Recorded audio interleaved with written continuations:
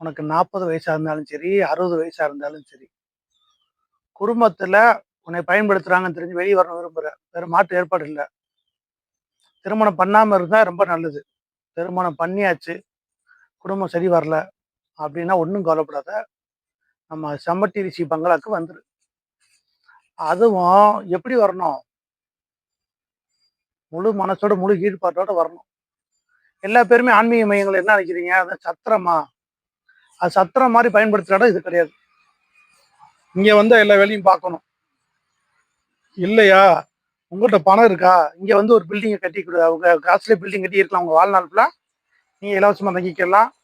கட்டிட்டு உங்க இஷ்டத்துக்கு இருந்துற முடியாது. இந்த அமைப்போட ஒத்து போணும். உலகத்துல எங்க போனாலும் இந்து மத ஆசிரமங்கள்ல அதிகமான அரசியல் இருக்கும். அரசியல்வாதிகளோட கேவலம் அரசியல் இருக்கும்.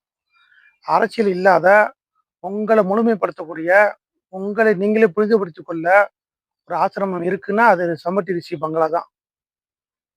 இதன் சார்பா பல ஆசிரமங்கள நாம வந்து கட்டுப்பாட்டுல எடுத்திருக்கோம்.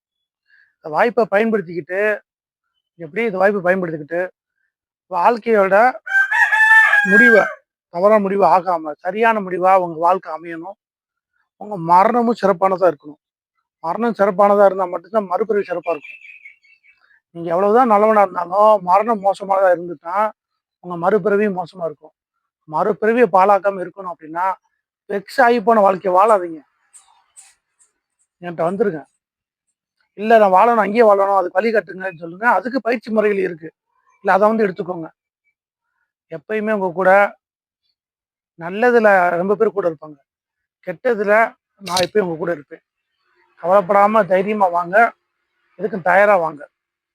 பேரன்பு வந்தனம்.